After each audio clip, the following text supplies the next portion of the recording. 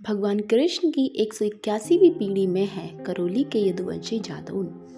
जन्माष्टमी जैसे शुभ तिथियां धार्मिक पौराणिक कथाओं का केवल एक सार हिस्सा ही नहीं होती, वे हमारी प्राचीन भूमि की स्थलाकृति और उन परिवारों द्वारा जीवित जीवांत संस्कृति की गवाही भी देती हैं, जिनकी वंशावली इन भूमि से अटूट रूप से जुड़ी हुई है।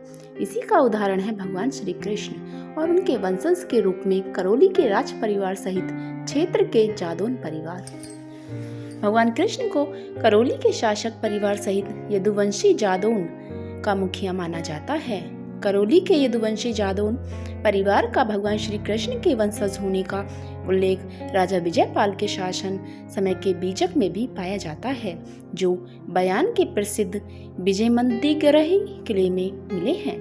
राजा विजयपाल की 10वीं पीढ़ी के वंशज राजा अर्जुन देव जी ने करौली शहर को स्थापित किया था। इस बीजक के अनुसार भगवान श्री कृष्ण के 181वें वंशज के रूप में करौली राज परिवार सहित यदुवंशी जादौन परिवार को माना जाता है। भगवान कृष्ण के वंश में थे वज्रनाभ। कृष्ण के वंशज के रूप में जो ऐतिहासिक तथ्य मिलते हैं, उनके अनुसार भगवान कृष्ण के परपोते के वंश में वज्रनाभ का नाम प्रमुख रूप से सामने आता है, जो चंद्रवंश या चंद्रवंश के उप कबीले हैं। उनको वज्रभूमि का ऐतिहासिक शासक और भगवान कृष्ण के परपोते के वंशज माना जाता है। धार्मिक कथाओं में उल्लेख है कि यदुवंश में वज्रनाभ ही द्वारका के दीप साम्राज्य के विनाश से बचे। भगवत पुराण के अनुसार भगवान कृष्ण द्वारका में अपने वंशजों के बीच होने वाली लड़ाइयों से क्षुब्ध थे। भगवान तो स्पष्ट रूप से भाई भतीजावाद से मुक्त हैं, क्योंकि उनके बारे में कहा जाता है कि उन्होंने कबीले के भीतर कलह को इस हद तक बढ़ा दिया था कि सदस्य खुद एक दूसरे पर गिर पड़े, क्योंकि द्वारका का तैरता स्वर्ग समुद्र में डूब गया था। इस दौरान वज्रनाभ को बचा लिया गया, क्योंकि वह अपने परदादा भगवान कृष्ण के बचपन के घर मथुरा यात्रा पर गए थे। वज्रनाभ ने बनाया मनमोहन जी विग्रह।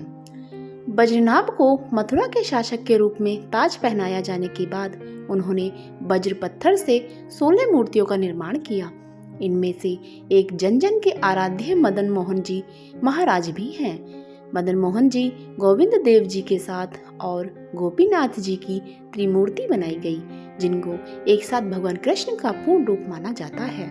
ऐसा कहा जाता है कि वज्रनाभ ने अभिमन्यु की पत्नी उत्तरा के निर्देश पर मूर्तियों का निर्माण किया था, जिन्होंने वास्तव में स्वयं भगवान का साक्षात दर्शन किया था। सपना देख करौली पधारे मदन मोहन जी। मथुरा से मदन मोहन जी जिस प्रकार करौली पधारे, यह कथा भी प्रभु की अपार महिमा को दर्शाती है। औरंगजेब के विनाशकारी राज्य में मदन मोहन जी महाराज की प्रतिमा को जयपुर ले जाया गया था। फिर 18वीं शताब्दी में करौली के महाराज गोपाल सिंह जी को सपने में दिव्य दृष्टि प्रदान हुई। मदन मोहन जी ने उन्हें दर्शन दिया कि वे वापस ब्रजभूमि पधारना चाहते हैं। महाराजा गोपाल सिंह जी की बहन उस समय जयपुर की महारानी थी। उन्होंने भाई का यह सपना अपने पति को बताया। जयपुर के महाराजा ने 3 एक सामान्य मूर्तियां तैयार की। महाराजा गोपाल सिंह की आंखों पर पट्टी बांध के बोला गया कि इनमें से मदन मोहन जी को पहचान लीजिए। प्रभु की कृपा से उन्होंने मदन मोहन जी की प्रतिमा को पहचान लिया और इसी तरह मदन मोहन जी बड़ी धूमधाम के साथ करौली पधारे। श्री भागवत पुराण के दृश्य और यदुवंश के गौरवशाली इतिहास जन्माष्टमी की भावना को पूरी तरह से प्रतिबंधित करते हैं, जहां हर साल भगवान का आशीर्वाद उनके भक्तों पर नवीनीकृत होता है। आप भी कृष्ण भक्त हैं तो प्लीज़ चैनल को सब्सक्राइब करें। Thank you.